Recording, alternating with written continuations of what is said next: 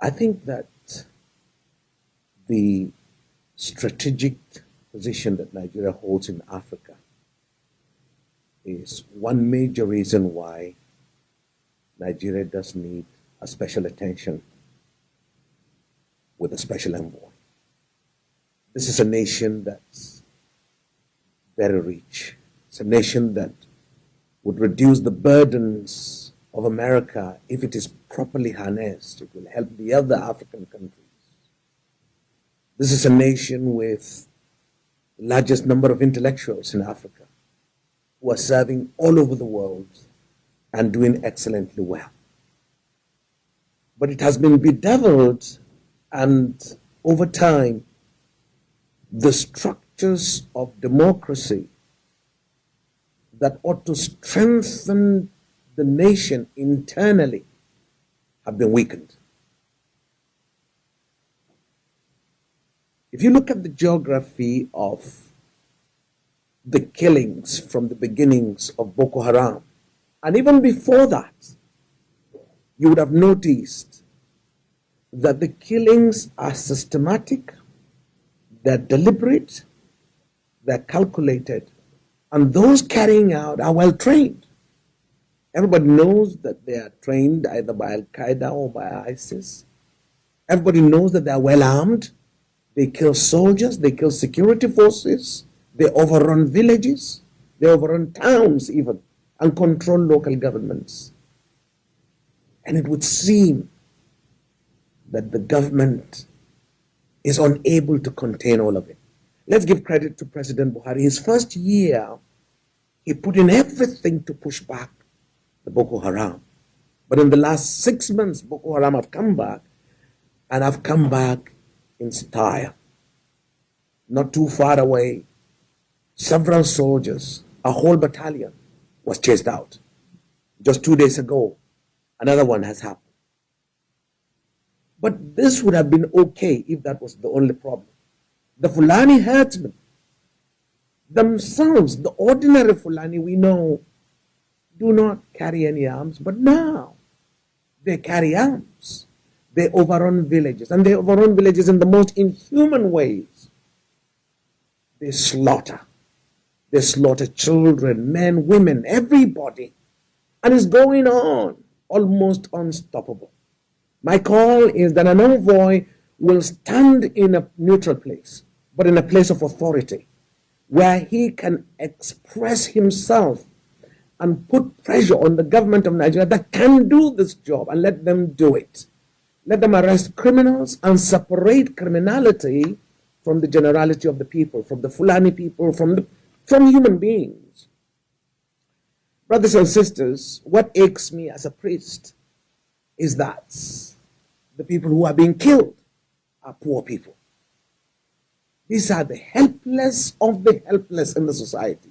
And you need to just go around and see where Boko Haram or Fulani herdsmen have killed. These people are very, very poor. They are the poor farmers. They are the ordinary poor farmers who are not farming to become millionaires.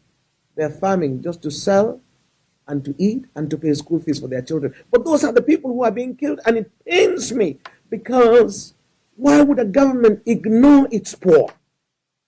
The world needs to hear that the poor people are being killed. But not only that, the systematic killing of the poor people right from the Goza Hills, down into the valleys, Chibok, and heading up to the plateau, into the central regions and the riverine areas of the Benue. These are targeted because they are specifically minority areas where Christians are in majority. We need an envoy whose heart and voice will carry the weight necessary to help Nigeria stop the killings of anybody. You can go to Zamfara State, which is again mostly Muslim. Again, these are the poor. I will never forget the picture of the young man who was running away with his family. His wife was carrying the baby, and he was dragging a goat. Just that. That was all they had to live with. These are the poor people. I care for the poor. I care for the lives of any human being. Nigeria should not allow its people to be killed. The excuse that these killers have come from Libya, the excuse that some of these killers were paid from Niger to stop killing, even makes the case worse. Because how would a government not rise on behalf of its people and allow foreigners to come and kill them? We are asking the kind-heartedness of the Americans, the energy, the care and concern for justice, that the democratic principles that America has held, which has spread to Nigeria, should also be strengthened in Nigeria.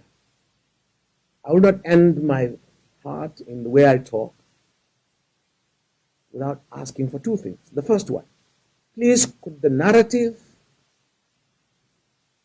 that this is a herdsman and farmers clash, could that be changed? Because it's not true. The farmers are sleeping at night and they will be killed. The farmers are on their farms and they will be killed. These are farmers who cannot afford the modern implements of farming. So how could they kill? How could they fight back? They're not fighting back. So it's not a clash, because that narrative blinds the eyes of the international world to do nothing, because they say it's a clash. It is not a clash. It is a systematic killing and wiping away of villages, because when they do, they also stay in the villages and release their cows to destroy the produce of the farms. There are pictures and videos to prove this case. The second thing is, I'd like to invite my friends, please, to stand with me. I appeal to you. There's a 14, 15-year-old girl that's still being held by Boko Haram. Her name is Leah Sharibu. I've met her mother.